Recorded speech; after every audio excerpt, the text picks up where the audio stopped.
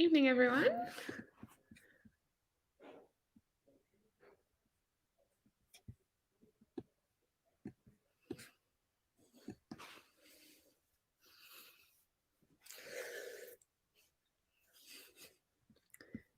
Just give it a few moments.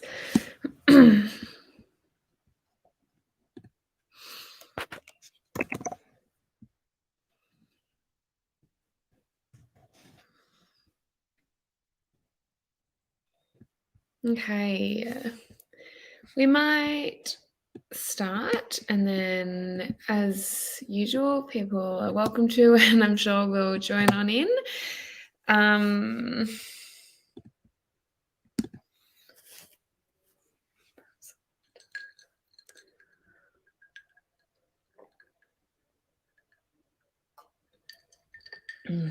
Okay. So, hey Jess, thanks for joining. All right. So, welcome. Yeah, we've got more people. Okay. That's what I was hoping for. Now we can get started. Thanks for joining. As you will have seen, tonight's topic is how to relax during the crazy season. As usual, if anyone has any questions or comments or anything like that, please feel free to comment as we're going. I'll do my best to keep an eye on them and answer them as I can. Otherwise, if you think of anything afterwards, feel free to comment and I will jump in tomorrow and go back through it all. Okay, and I think we have any big updates. The only thing that I did want to mention is next week we are planning on a special Facebook Live with myself and Zana. We have something very exciting to talk about. So we'll be releasing a little bit more information about that this week. So stay tuned. And yeah, hopefully we get a fair few of you joining next week as well, because it's going to be exciting and something that I know a lot of people want. Okay, let's jump into today's topic. So, how to relax during the crazy season. How to relax, how to feel calm and grounded and connected. I think it's a deceiving time of year because it's full of joy and full of love and full of, exciting events and family and friends and summer and holidays and celebrations and lots of things to look forward to and lots of things to enjoy. But I think that's where a lot of us can start to feel a little bit overwhelmed, a little bit fatigued because of the sheer volume of everything that's happening. A lot of us are still finishing off work. There's a lot of things to wrap up. Sometimes it's slowing down. Often it's not. Often the demands are still there. The hours are still there. Then on top of that, you've got, family functions, friend functions, work functions, planning and prepping for those functions. If you're anything like myself and myself and my mum basically have this Saturday just ruled out for cooking because we have a family Christmas on Sunday. So there's extra time, not just at the events, but also planning for the events. And then, hopefully people learned a lot from last week and are taking a lot of that on board. But for those who maybe weren't listening, or a lot of, I guess, the general population of people are probably not exactly nourishing themselves through this time. They might be eating more, but it's not necessarily full of any more nutrients. So there's a lot more demands on the body. We might become kind of physically fatigued as well as a little bit emotionally fatigued. So it's very, very common at this time of year. I think especially coming off the past, not just this year, but last year as well. It's been such a crazy time in general. And a lot of us have been kind of getting towards that burnt out feeling. And I just have heard so many people say that they are just hanging in there, just waiting for that holiday period or waiting for like the craziness to be over to enjoy like a little bit of relaxation time. And I think, yeah, for most of us, the relaxation probably doesn't come until a lot of these events start to end. But today we're going to be talking about how to kind of cultivate some of that relaxation and chill and you time, I guess, as soon as possible during all the craziness. Oh my gosh, I'm not sure if everyone can hear my dog. Okay, he stopped. Hopefully he doesn't do that again. Freddie, oh no, here he goes. He might do that semi-regularly throughout the live. He has a lot to say. He's a very adorable golden retriever, but he loves to bark. And for anyone who watches my lives regularly, you may have noticed a different backdrop tonight. I think I've actually had this backdrop for a live maybe many months ago, but I am back in Melbourne now, ready to enjoy the holidays with my family. So yeah, you might be seeing this background a little bit more over the coming months. I'll probably be here for most of summer, so but knowing me, I'll probably move around the house anyway, so we'll see. It's always fun. Part of the game is what will Chelsea's background be today. Okay, so before we kind of get into a lot of the techniques and I guess ways to cultivate relaxation during this period, I just kind of wanted to touch on the stress response a little bit more, because it's kind of important to understand, I guess, why we might be feeling this way or how it's built up, over the past year or 2 years, or even just the past few months, or even just the past week, if you've had a lot of events on. So a lot of you will know that when we're exposed to acute stress, such as, I don't know, traffic or an argument or work pressures or anything that's acute, anything that just kind of happens in the moment, basically our bodies go through this stress response that involves our hypothalamic pituitary adrenal axis, so the HPA axis, which is kind of the driver of this endocrine stress response. So it ultimately results in an increased production of our levels of cortisol. So a lot of people have heard of cortisol as our stress hormone. We actually do need healthy levels of cortisol, mostly through the daytime, certainly not at night, but definitely through the daytime, just to help with energy metabolism. It is an essential hormone. We don't want excess levels. So during a stress response, our bodies will produce excess levels. It also helps with energy. It helps us to be alert, to make decisions, I guess, and to be able to push through stressful periods. So that's why our bodies do that response. It's actually technically a good response. We do it to help us through these times. Cortisol increases energy during stressful events. That higher cortisol is essential to help us kind of deal with the challenge. But what happens when, I guess, we're exposed to more and more stressful situations is that cortisol response becomes more chronic. So basically, it can get a little bit difficult to explain, because there is a difference between chronic stress and burnout. Basically, during chronic stress, that cortisol response becomes a lot more frequent. So instead of it just being, I guess, a lot of people will have heard the stress response be related to kind of our ancestors in terms of the cavemen. So maybe the cavemen were being chased by a lion. They produced excess cortisol to help them run away from the lion. They ran away from the lion. They're not in stress anymore. So that excess cortisol production has stopped and they just go back to their normal levels.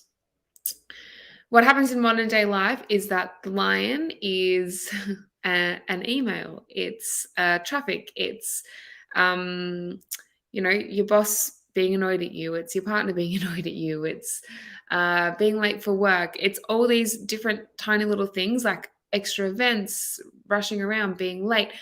It's kind of nonstop.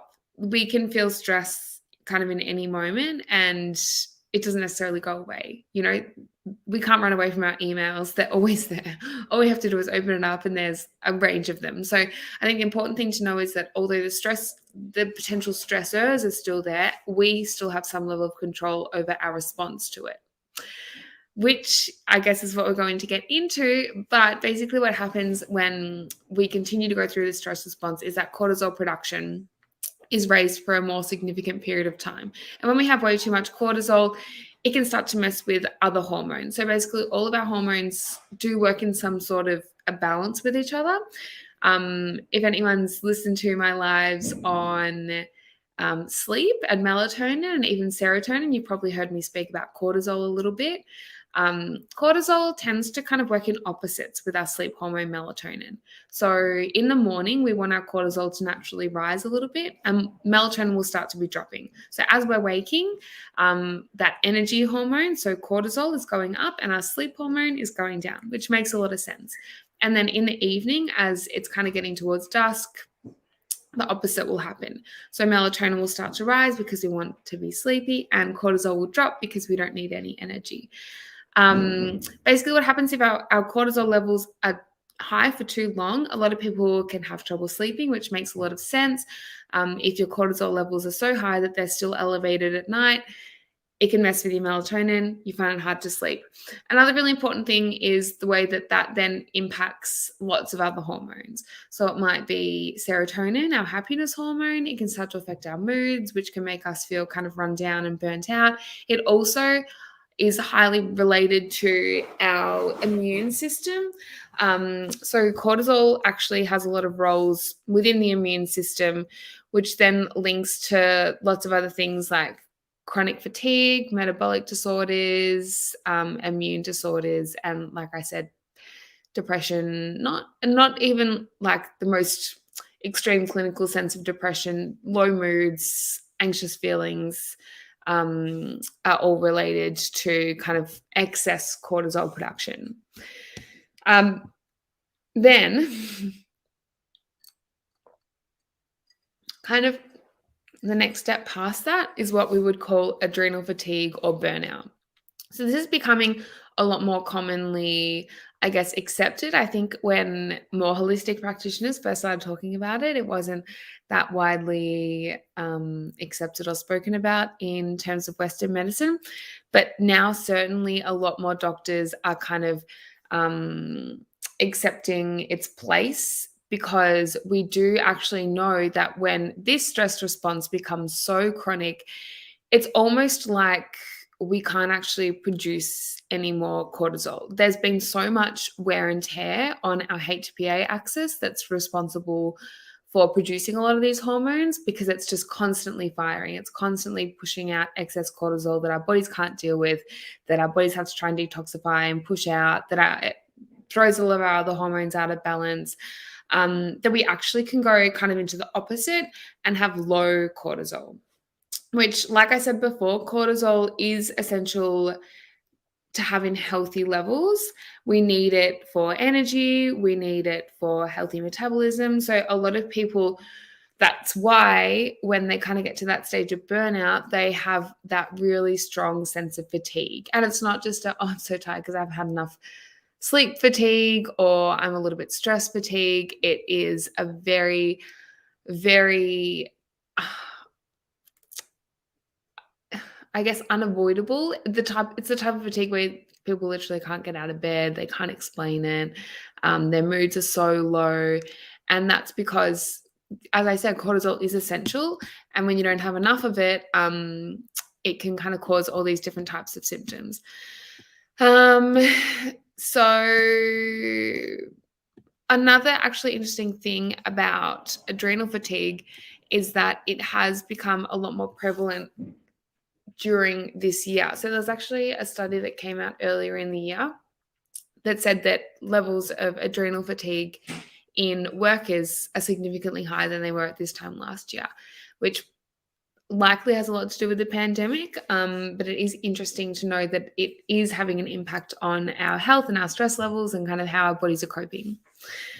Another factor to consider in kind of the stress response is serotonin. So like I've said before, serotonin is our happy hormone. It plays a lot into our levels of cortisol as well. Serotonin is actually needed to produce melatonin, which, as I said before, kind of works in opposite with cortisol. So they're all very, very linked. They've also found that people who experience high levels of pain, so maybe people who have some sort of rheumatism or arthritis or fibromyalgia even, have been shown to have significantly lower levels of serotonin. Just touching again on adrenal fatigue. So it is something that if people feel as though they're kind of past the point of chronic stress and they're literally struggling to get out of bed, to have the energy, um, to just go about their daily tasks, they're feeling completely drained mentally, really, really good to go and see someone. Um, Treatment options, it depends on who you see. I'm not 100% sure on doctors because, like I said before, it hasn't always been accepted kind of in the medical community. It's only becoming a lot more accepted now. So if you get a really fantastic doctor, they'll probably be really helpful. It's not always a given. So if people were kind of looking for options, or even if you think that maybe you're kind of moving towards a burnout or you feel chronically stressed, but maybe it's not quite burnout, there's still actually a bit that we can do with herbal medicine to help. So, like I said, the HPA axis is responsible for producing a lot of these hormones, and that involves our adrenal gland. So, that's why burnout is often also called adrenal fatigue, because that adrenal gland has been so busy producing so much cortisol that it's really just starting to wear down. They've actually found that the adrenal glands of people with diagnosed burnout, and they are starting to diagnose burnout through cortisol levels, so through salivary cortisol levels. The weight of people's adrenal glands is actually lower. I guess the adrenals have literally had so much wear and tear that they've started to um, not necessarily shrink, but kind of deteriorate in a way. So within herbal medicine, we have two main herbs that help with adrenal function and kind of adrenal restoration. So that's licorice and Romania. Licorice, you may know or you may have seen in our teas. I'm pretty sure it's in every single one of our teas. The other great thing about licorice is that it has a naturally sweet taste. Um, don't be alarmed if you don't like that black kind of lolly licorice, because it doesn't actually taste like that. I remember when I first started studying and first discovered my love of herbal teas, I would always avoid anything that I saw had licorice in it, which at the time was a bit easier. Now it would probably be hard because most people have cottoned on to the fact that licorice doesn't actually taste like the black licorice, and it just adds a naturally sweet taste. And it's got so many good kind of positive benefits. So not just on our adrenal glands, but it's also a really nice anti-inflammatory, can help with a lot of healing and soothing as well. So licorice and Romania. Romania is definitely a little less common in terms of, you probably won't find a tea that has Romania like in the supermarket. You'll be able to find things online. There are certainly supplements out there as well.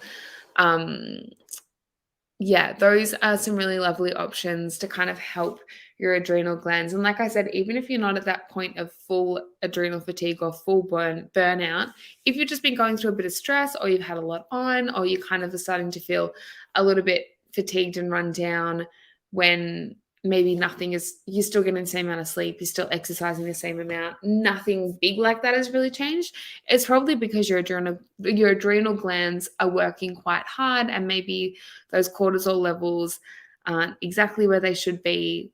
You know, I guess we don't really know if they're high or low until you test them.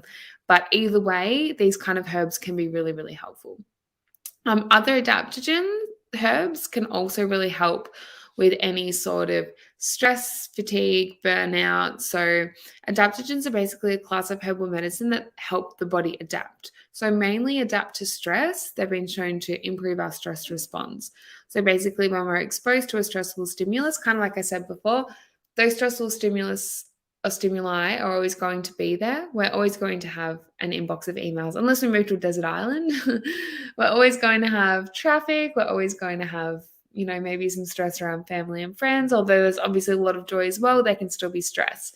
But these herbs can actually help us to view these stimuli as less stressful than what we otherwise did, basically. So they help us to produce less cortisol, or like more balanced levels of cortisol to a stressful response. They help to increase overall levels of serotonin.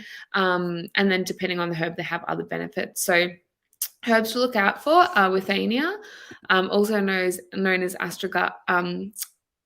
ashwagandha, sorry. It's very, very popular. You may have seen ads on TV for it. You'll likely find it in chemists and health food stores. Rhodiola is another really great adaptogen. I love to use it more specifically for people who have low moods. It's more stimulating. So if anyone is feeling a little bit anxious, it's not quite as relevant. It's more for people with like low moods or low energy, because it's that adaptogen with a more stimulating kind of sidekick. And then things like ginsengs, Siberian, astragalus, elliptococcus, they're all really great. So you'll be able to find some of those kind of things in health food stores and online and in teas or in supplements. But I think they are really nice herbs to kind of consider adding into your regime. Some may have interactions with medication, so I would definitely always recommend speaking to a pharmacist or a doctor if you are taking medications. But otherwise, they're all very, very safe. So for most people, they'll be very, very relevant. But it's always a good idea to speak to someone if you do kind of have a few things going on and want something that's going to be best suited for you. Okay. Oh, that's yummy. What testing is done for a green adrenal? Is it home? Yeah, so typically if we're looking at like full adrenal fatigue, like I said, when you've kind of passed that chronic stress and you've gone into more adrenal fatigue where the adrenal glands literally aren't functioning as well, they're not producing as much cortisol. So technically, or typically what will happen is that they'll do some testing on your cortisol level. So that'll be through your saliva. Cortisol, also, like I said before, its levels do naturally fluctuate throughout the day. So the testing may be done kind of at different times of the day. Usually when they test for cortisol, they'll test like morning, I don't know, throughout the day and then in the evening as well, because those levels do fluctuate. So yeah, that's normally what's involved, some sort of salivary cortisol testing. The interesting thing and the important thing to note, though, is that the research on kind of burnout and adrenal fatigue found that low cortisol was only present in some people with adrenal fatigue, which I think probably has a lot more to do with the diagnosis. I think what those studies are actually showing us is that the people who maybe still have elevated cortisol are still in kind of the chronic stress, which obviously we want to treat those people too. We want to support those people and help them to not be chronically stressed and help to their natural stress response to adapt to something a lot more manageable. But they haven't quite reached the stage where their adrenal glands are so fatigued and so worn down that they can't produce cortisol.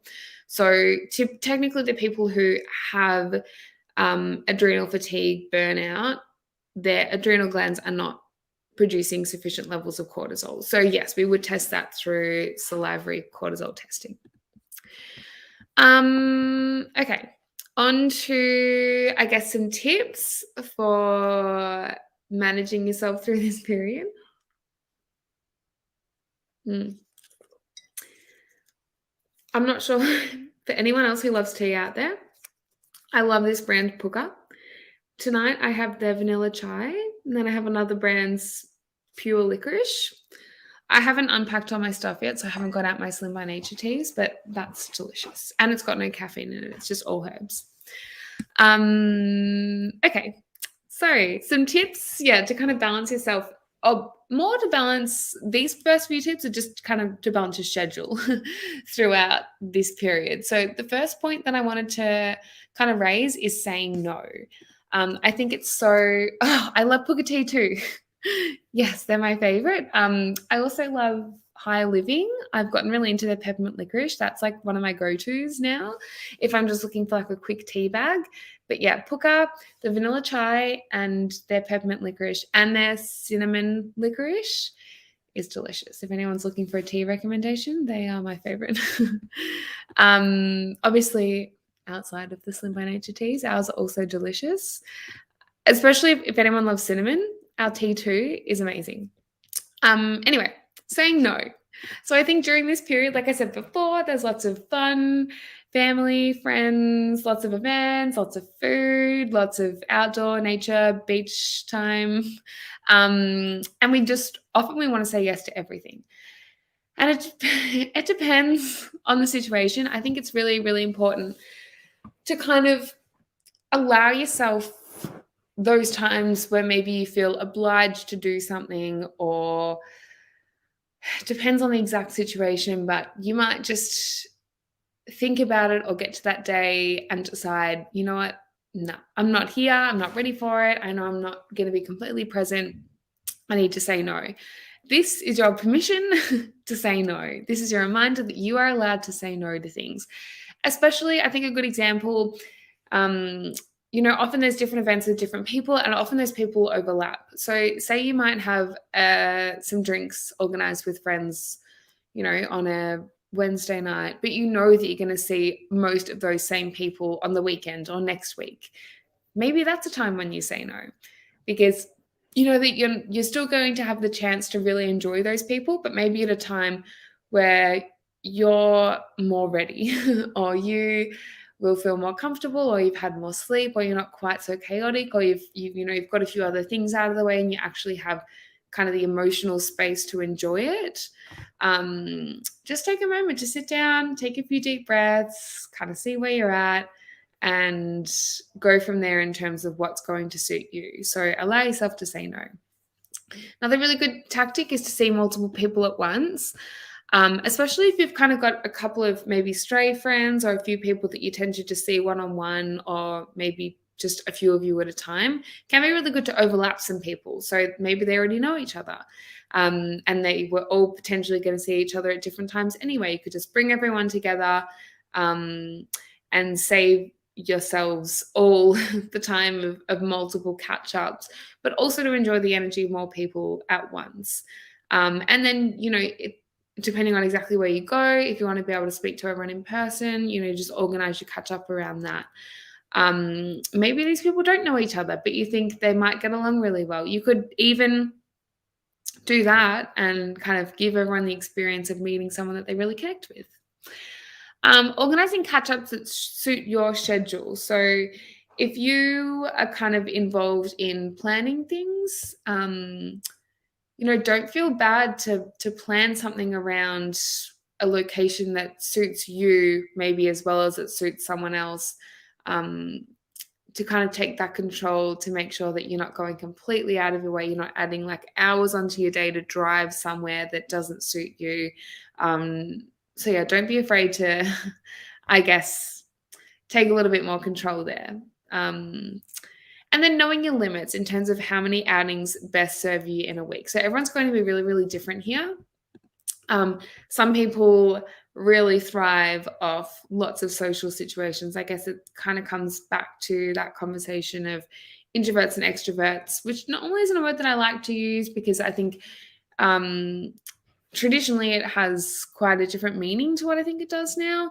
I don't think being an introvert means that you're quiet. I don't think being an extrovert necessarily means that you're loud. I like to more think of it in terms of how you re-energize. So some people, they might be after work, or on a weekend, if they're busy, whatever it might be, they're feeling a little bit stressed, they might feel more themselves, or they might get more energy from bigger social situations, from seeing lots of people, from going out with their friends, whereas others might just need to spend a night alone. So I think that's one thing to kind of consider before, when you're trying to decide how many outings best serve you in a week, and also knowing that this period of time, it's not going to be this busy forever. So maybe you go, look, normally I'd only really like to go out once or twice a week, but it's Christmas, it's only going to be for a few weeks, so I'll do a couple more, or one more a week, or whatever it might be. So just take the time to kind of figure out what suits you. Yeah, exactly. Have boundaries and balance. Absolutely. Two really good words to kind of go along with these recommendations. I think, yeah, allowing yourself to put boundaries in place, to try and identify a little bit of balance, to see what suits you best, and to roll with that, really. Okay. So, some techniques to kind of reconnect and chill. I have 8 kind of tips and techniques here. Most of them, actually, they're all science based. They all have some level of research, and it's really interesting. A lot have, there is some older research on a few of them, but a lot of them are seem to have become, I guess, more highly researched in the past year, even since I think the last time that I looked into this topic was probably at least a year or two ago. And there certainly wasn't as much as there is now. So I guess probably with the pandemic, a lot more people are looking into how we can manage our stress and then therefore manage the flow and effects that that would have on our health. So my first tip is to include some hobbies or creative pursuits. So hobbies are really anything that allow you to kind of fully immerse yourself in whatever the activity is, to find joy, a freedom, to feel as though you have something to look forward to at the end of the day. Whether that's been a stressful day, whether it's just a normal day, as long as you feel that you have something that you can go home to and you can't wait to just sit down and sew, or you can't wait to go for a hike in the trail near your house, or whatever your hobby may be, something that also while you're doing it, you kind of allow yourself to get out of your head in a way. So personally, I've got a few different hobbies. I do love to sew. I love to garden. Anytime I'm out in the garden, particularly at the moment with the veggie patch, if I'm out there, I feel like I'm searching and hunting almost for vegetables, and I'm so immersed. I would have no idea what's going on around me. I mean, I probably still hear the birds chirping, but otherwise, I'm not thinking about whatever was in my head before that. I'm literally just focused on trying to find veggies in there, really. Obviously, a lot of the time they're sitting out, but sometimes, you really got to hunt under there. And it really does allow me to kind of, although it may seem as though technically I'm getting out of my head in a way because I'm out of all the thoughts that are invading my head, but I would say that I'm more in my own body. I'm all of the external things that would kind of create these other thoughts that tend to get stuck in our head are gone. So yeah, something that allows you to be completely immersed in that experience. Another good thing about it, I mean, there are lots of benefits. We'll jump into them really right now, but it's really good for anyone who feels particularly overwhelmed at work, because it kind of gives you that sense. It's not just all doom and gloom. You have something to go home and look forward to after a hard day. And then the other thing about the benefits of work is that they've actually found that workers who have hobbies actually have higher focus, are more creative at work, and there are a few other stats that I had for work here. But actually, another really fun fact is that Mark Zuckerberg, so the founder of Facebook, actually makes a point to ask any prospective employees about their hobbies, because he claims that hobbies and side projects are one of the best ways for people to show passion and leadership in their professional lives. So I think that's a really good take on it, is that it's that hobbies actually show that we have a level of commitment and interest. We have an ability to kind of see the world, I guess, wider than just the narrow vision that a lot of us can kind of implement when we're working. Other studies, so research showed that people with hobbies are less likely to suffer from stress, low moods, and depression. Having a creative hobby is associated with positive work-related traits like creativity on projects and better attitude on the job. Employees with hobbies actually also tend to be more satisfied with their jobs and have lower likelihood of burning out. And actually, that stat I found from some more recent research throughout the pandemic. Particularly, a lot of the research was around healthcare workers, because we obviously know that they were hit pretty hard with COVID-related work stress. And they found that healthcare workers who had hobbies, they didn't necessarily dive into what the hobbies were or what the most common hobbies were, but healthcare workers with hobbies actually had a significantly lower likelihood of experiencing a burnout.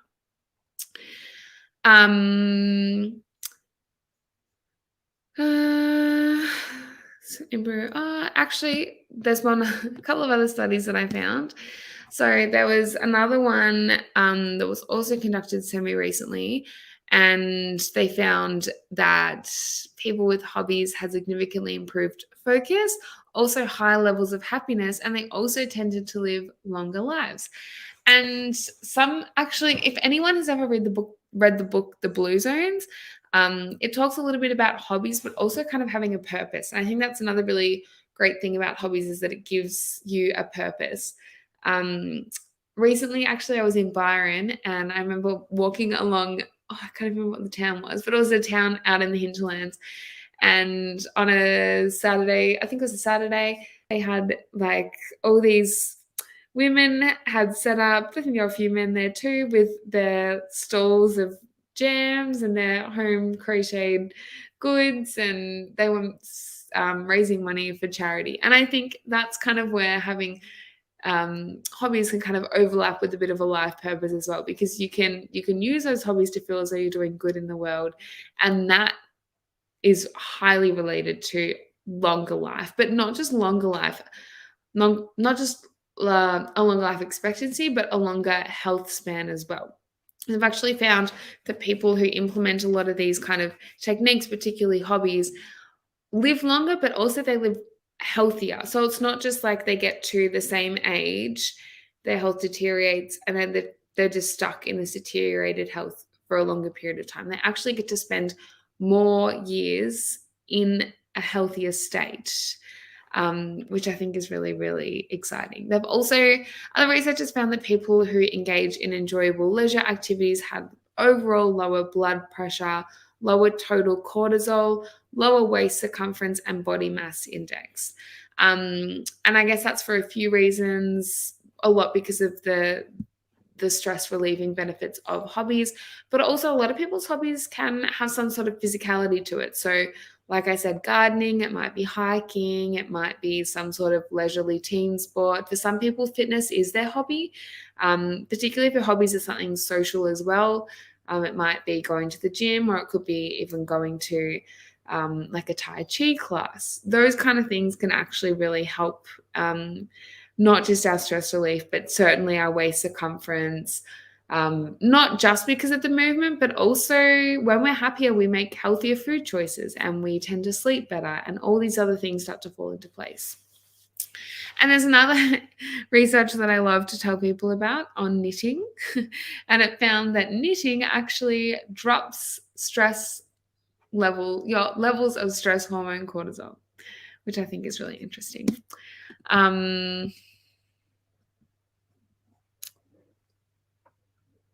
I have no idea what that comment is. Anyway, Donna, if you have something you'd like to contribute, please feel free to re-comment, because I don't know what it says there. So overall, hobbies really kind of force and allow you to take some time to yourself. To completely disconnect from whatever it is going on in your head or in your world, and to just be immersed in whatever this hobby is that brings you a lot of joy.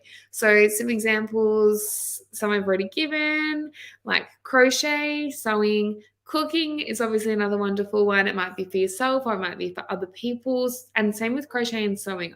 The other really great thing about hobbies is that you could turn it into a business, which can give you a little bit more financial freedom. Maybe if you hate your job or it's not providing you fulfillment, you could find that fulfillment through your hobby. Things like crochet, sewing, cooking, anything like that that's creative, you could make things for yourself and feel that joy. You could share them with others, you could sell them, you could raise money for charity. There's a lot of kind of flow-on benefits. Woodwork, bird watching. I know myself personally, I always wish that I knew how to bird watch, that I knew what the birds were. I certainly see myself doing bird watching as a hobby as I get older. And honestly, I wouldn't be surprised if it happens like very, very soon. I think particularly through lockdown, I've noticed all of the different birds, and particularly like moving about Australia a little bit more. Stamp collecting, scrapbooking, also another one that I really want to get back into. I did a little bit of it when I was a kid with my mum, and I'm pretty sure she's still got all her stuff. Painting. Okay, while I'm on painting, I said last week that I was recently in a retreat up at Byron, It was all like meditation and breath work, which we'll also get into a little bit later. But one day we actually did a paint therapy session, which was amazing. It was so much fun. We were all sitting there for hours. Just I was glued to my canvas. And it was funny at the end, I was still painting, like I was nearly done, but I just, wanted to get the finishing touches on. I was just so immersed in it. And I looked around the room and everyone else had gone. I'd noticed that people were starting to stream out, but I didn't realize everyone else had gone but me and my partner. And we were both, just him and I, sitting there like completely immersed in our painting. So it's such a lovely thing to do. And I guess the one that we did was prompted. So it was about kind of how you see yourself and who your true self is. And we kind of had a guide, not a guide, but we had a little bit of instruction on what to consider and how to get that onto a canvas. So I think, well, if you're like me, I'm not a natural painter. I like making tangible things. I'm not so good with 2D. That's where paint by numbers are really great. Those paint and sip classes, they're really fun. I've also done one of them. And I've also done one of those wasn't actually a class, wasn't at all. I just, with my family during lockdown last year, we did kind of a Zoom call and all follow along the same YouTube tutorial. We all got the same gear. We just did a big order from Kmart. So yeah, there's lots of options. If you're listening to any of these ideas and thinking, I don't know how to do that, I can't do that, I'm no good at this. There are so many ways to get into things. YouTube is a great place to start. Learning a language, Duolingo is a really great app for that. If anyone really wants to start learning a language, it's an awesome place to start. Gardening, hiking, dancing, learning an instrument, listening to music, they're all really, really great hobbies. Okay, so my next tip/technique is meditation and breathing exercises. So meditation is an amazing tool, and so is breath work, but they can help calm you down instantly. They can help with that acute stress, that feeling of, heavy, fast breathing, of maybe your temperature going up, when you're starting to feel that real stress response. Taking deep belly breaths actually can help to drop that cortisol level, to help bring you kind of back into your body and make you feel calmer. But the awesome thing about it is that if you do it regularly, kind of like exercise, if we want to make our muscles stronger, if we want to run faster, we do it regularly and then we see the benefits. The exact same thing happens with meditation and breath work. The more regularly we do it, the more those benefits kind of start to become more ingrained and part of our physiology. So they found that there's lots of different studies on this too. They're all really interesting over different periods of time, different types of breath work or meditation. But they found that people who participate in this regularly have significantly lower levels of cortisol, lower heart rates, lower blood pressure. And like I said before, taking deep breaths, even just 10, has been shown to help with relaxation and to kind of bring on that sense of calm, particularly if you're in the middle of an acute stress response or in the middle of feeling stressed out. So there are a couple of different ways to do it. And I think the most important thing to know is that when we breathe deeply, we actually want to breathe into our bellies. I think a lot of us would think about like our respiratory system, think of our lungs, and you might think that you want to fill your lungs up with air. But actually, we really want to breathe into our bellies. You want to watch it expand or even feel it expand. So if you're new to breathing or you're kind of getting back into some breath work, what can be really great is, even if you lie down or sitting up, is to pop your hand on your belly. Or if you're lying down, a lot of people, when they're teaching kids, they'll get them to put a book or their teddy or something on their belly and watch it rise and fall as they fill their bellies up with air. It's the best way to breathe because it activates our vagus nerve. So our vagus nerve is basically a big nerve that runs from our digestive systems through to our brains, and it goes both ways. It sends signals in both directions. So it's kind of a big part of that gut-brain axis. And we know that when we do belly breathing, it can help to reduce our stress response by stimulating our sympathetic nervous system through that vagus nerve. Another technique that I really wanted to kind of briefly mention at least is called uh, Nadi Shandana, I think is how you say it, or alternate nostril breathing. So basically, it is Sanskrit for subtle energy clearing breathing technique. So basically, what it is, it's a technique I'll show you in a second. Basically, you're blocking different areas of the nose and breathing in and out through different sides. So it helps to kind of stimulate different parts of the brain. It also allows you to carry larger supplies of oxygen into the blood than what regular breathing does, helps to soothe the nerves, still the mind. And really, they consider it to be like a purifying breath. So it helps to balance kind of the little energies of the body. It's really, really great for promoting any sort of like calm and clarity. I did a lot of this when I was at the retreat recently in Byron, and it's one that I have been incorporating ever since. And ideally, I'd love to continue it like as long as possible. I do find a lot of benefit from it. So basically, what you do is you pop your thumb on your right nostril. Welcome to follow along at home. Pop your thumb on your right nostril. Pop your two fingers, your pointer and your middle finger, over your third eye, and then your other two fingers would sit on your other nostril. And basically, what you do is you cover the right nostril, breathe in, and then switch. So cover the left nostril, open the right, breathe out, breathe in, and then switch again. Cover the right nostril, open the left, breathe out, breathe in, and then switch. So basically, you always switch after the in breath, switch at the top, and you just continue that. Even if it's just for 5 rounds, for 2 rounds, try to do it for a few minutes. It's nice. I think another great thing about it is that often when people think about meditation, they think about just sitting still and trying to not think, which is not how it works. Even, I guess, people who've been meditating for years and years, they have a really high level of control over that response and their thoughts. They'll still get thoughts. The thoughts continue to come. And I think there are lots of different ways to kind of conceptualize this, but a few ways that I've heard, or one in particular that really, really resonated, is that you almost want to consider it like a cloud in the sky. You can see the cloud passing, but you don't necessarily have to look at the cloud or give it any attention. It's just there, and it comes and it goes. So it's kind of the same with a thought. You can see a thought coming and going. You know it's there, but you don't have to engage with it. You don't have to open it up. You can see, okay, I see that I'm thinking about I need to buy groceries. But you know what? I don't need to make a list in my head. I don't need to think about what those groceries are. I'm just going to let that thought go. So I think when people think about meditating and they feel overwhelmed because they're like, oh, can't sit still, I have too many thoughts in my head.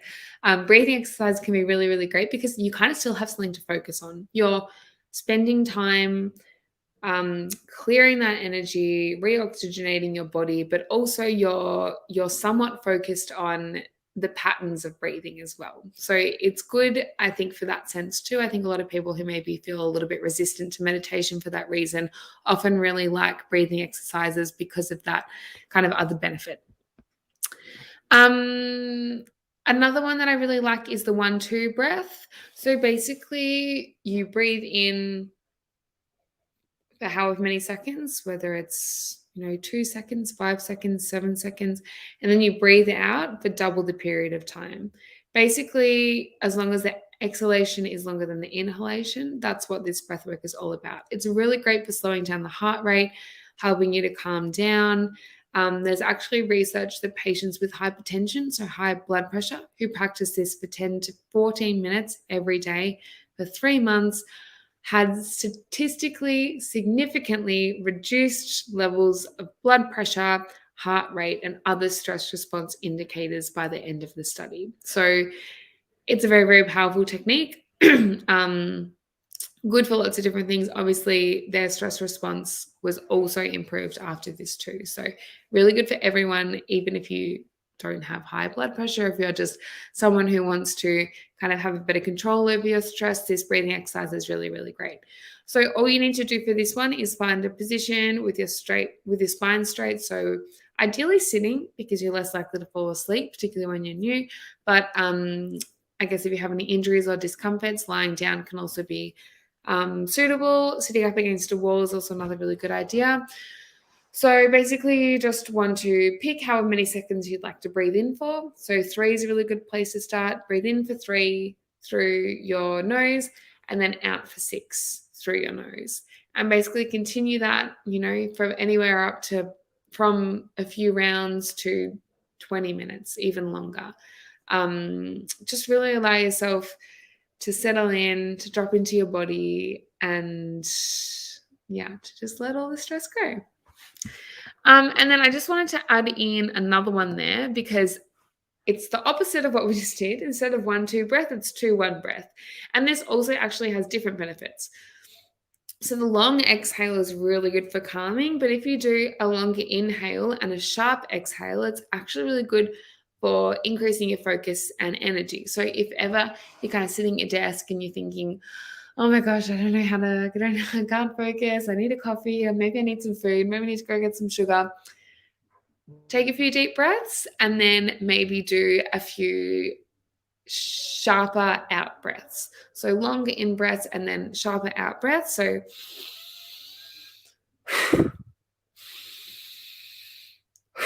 a few rounds of that, and it can really be good for stimulating that focus and energy.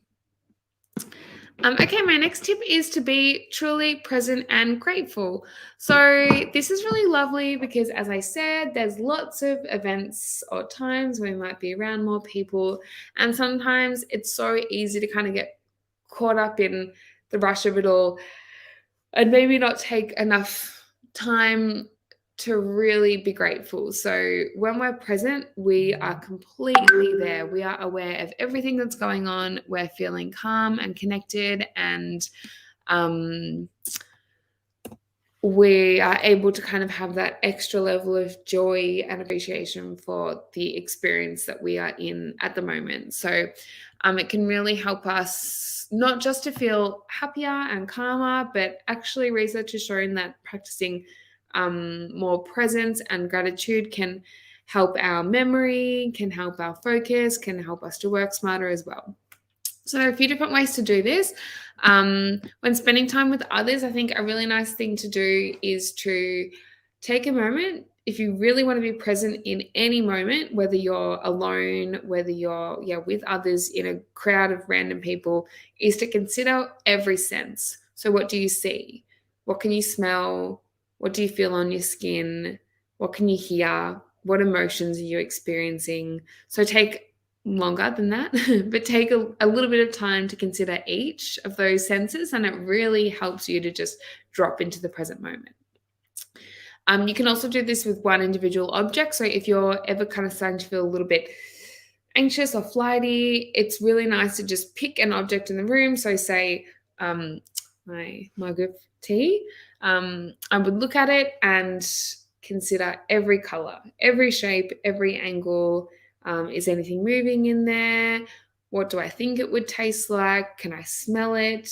Are there any noises coming from that direction? So literally taking a moment to identify everything that you can. Maybe you didn't notice that there's a shadow on the side. Like right now I'm literally looking and I'm like, oh wow, you can actually kind of see the edge of the table in the reflection, which you would never have noticed if you weren't to be practicing being present. Another really good way to practice this is, I guess a lot of us will have heard of gratitude, whether that's journaling or whatever it may be. So more specifically for the gratitude, I think it's really nice every day to write down at least 3 good things that happened, or 3 things that you're grateful for. They may overlap from day to day. Sometimes it's nice to start to observe those patterns. So you may notice every day you write down that you're grateful for the home that you live in, or you're grateful for your partner or your family or a really close friend. You may be grateful that you live in a beautiful environment, or that, whatever it may be. Movement. So the next tip is movement, and I do like to talk about movement a fair bit. I love movement, and you'll notice that we like to call it movement rather than exercise because it doesn't have to be exercise. And I think a lot of people would associate exercise with going to the gym and lifting some weights, maybe doing some cardio and things that just sound boring. But movement can literally be anything that lets us move. So I think especially with 9 to 5 work, office, I mean, even working from home, it's so easy to not really move through the day. Like it's so common for people to kind of wake up, roll into work, roll roll out of work, and just sit on the couch or do whatever else. I think the less we move, the less energy we have. I definitely have found that the periods where I've been less active, I start to feel really tired and fatigued, and I feel less like moving. So the more you start to make it a habit, the easier it gets. But regular exercise or regular movement has been shown to enhance our tolerance to stress, to balance out those stress hormone cortisol levels, and to increase levels of our happiness hormone serotonin, as well as dopamines and endorphins. Regular exercise also makes us happier by promoting better sleep and enhancing confidence and self-esteem. So it doesn't have to be anything crazy. Like I said, it doesn't have to be some sort of intense exercise. It can be if that's your thing, awesome. But if you don't feel that resonates with you, that's totally fine. Even 10 minutes of movement can help. So a study actually found that people who are physically active for as little as 10 minutes, so that may have been going for a walk, it may have been jumping on the bike, it may have even been gardening. I think there were even household activities included in that 10 minutes. Or who worked out, like did an actual set workout only once a week, had significantly higher levels of happiness than people who never exercised. So it just goes to show it doesn't have to be a massive chunk of time. Like I said, if you want to spend more time exercising, that's amazing. Lots of extra benefits do come with more time and a little bit more intensity. But as long as you're moving, you will still find benefits. So try to move daily. It doesn't, as I said, doesn't necessarily mean you have to go to the gym every day. It might be going for a walk. It could be, anything that gets you moving. It could be yoga. It could be going and throwing the ball around with a friend in the park, throwing the ball for your dog, whatever it may be.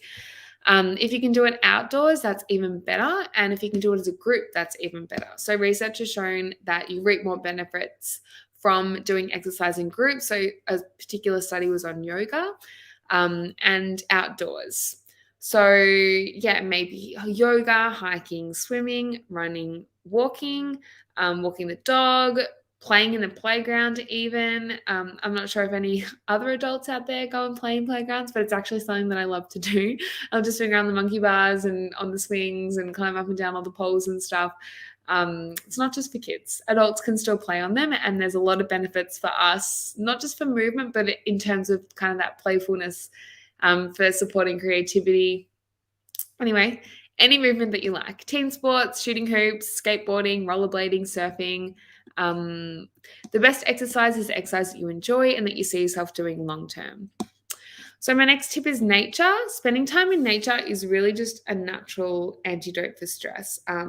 It helps lower blood pressure, lower cortisol, reduce nervous system arousal, anxiety, improve your immune system, increases self-esteem, balances your circadian rhythms, can also increase vitamin D because you're outside more. There's even research that shows that grounding or earthing, where you're walking barefoot on the ground, can reduce jet lag symptoms. When you get to a new place, one of the best things to do is to take your shoes off and just get your feet straight in the ground. It helps your body to kind of rebalance to that new environment. So try to get outside every day. But ideally in the morning, you'll get the best benefits in terms of balancing your hormone levels if you get outside in the morning. And make sure that your skin is exposed, even if there's no sunshine, just the fresh air. And they found that even in the city, you can still get benefits. So all you need to do is just find a tree-lined street to walk down, or a nice plant even. They've actually found that even something as little as that, if you're in the city, can have similar benefits. My next tip is sleep. So I won't go deep into this because we have covered sleep a little bit. If anyone wants to know more information, I'd also recommend visiting our blog on sleep. You'll find it through our website. But basically, the more sleep we get, the better able we are to manage our stress response. We're going to be able to better balance our cortisol levels, like I said, because of how cortisol interacts with our sleep hormones. And yes, moods, appetite, so many other reasons to get good sleep. So yeah, for more reasons to sleep well and for tips to help you sleep better, definitely recommend reading our blog. Social. So social health is really important. And although you may be thinking during this time of year, we have a lot of social events, I don't need to do anything for my social health. I think this is where it can almost be just as important to make sure that you are still keeping good contact with those few people in your life who you're closest to. And the interesting thing about social health is that we don't necessarily have to have a massive cohort of friends or people in our lives to feel happy. As long as we have a few solid people that we really feel like we can lean on, that has actually been shown to be most linked to our health and happiness.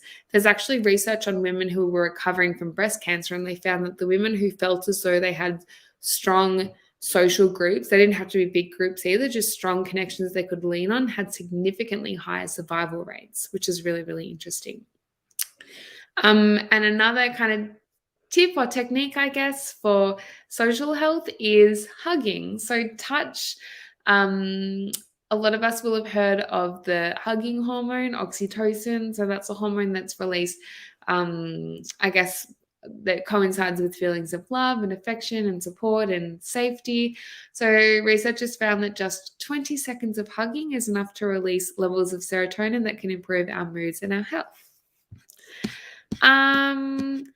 And then my last tip is screens. So this is also something that I've covered in the sleep talk, how the blue light that comes through our screens can impact our levels of melatonin, significantly increase cortisol, our stress hormone.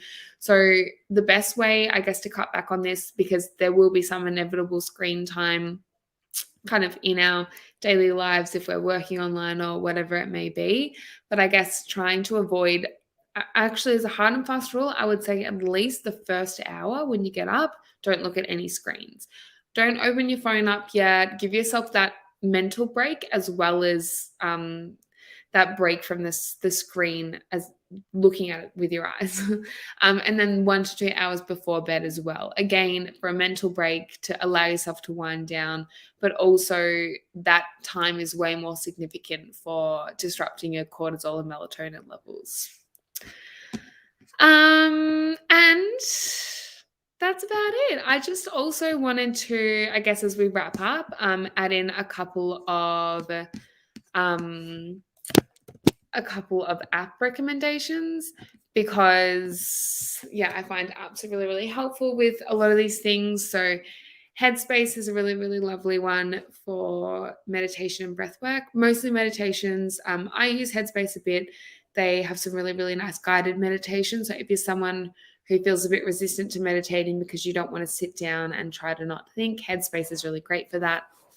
There's another app called Breathwork, BREATHWRK, so no O.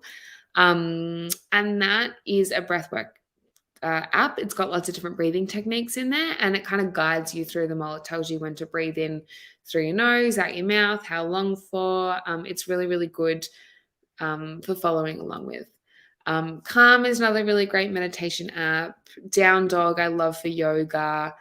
And then All Trails is another app that I would definitely recommend for anyone looking for kind of different walking paths or nature or something fun to do outside. You can literally search by area and you can find some really great things. Some of the best walking tracks or running tracks that I've done, I found through the All Trails app. Okay, so that's about it for tonight. Thanks so much for joining. I hope you found these tips helpful. And actually, we have written a blog on the same topic, so it's going to cover a lot of the same information. So if you missed anything, or if you're wanting to go back over some info but you don't want to scroll through the whole video, keep your eye on our blog tomorrow. I'm sure we'll be posting about it on Facebook and Instagram as well. And all the information will be in there too. Otherwise, if anyone has any questions, feel free to comment them and I'll jump back in tomorrow and answer any. Okay, thanks for joining and have a lovely evening.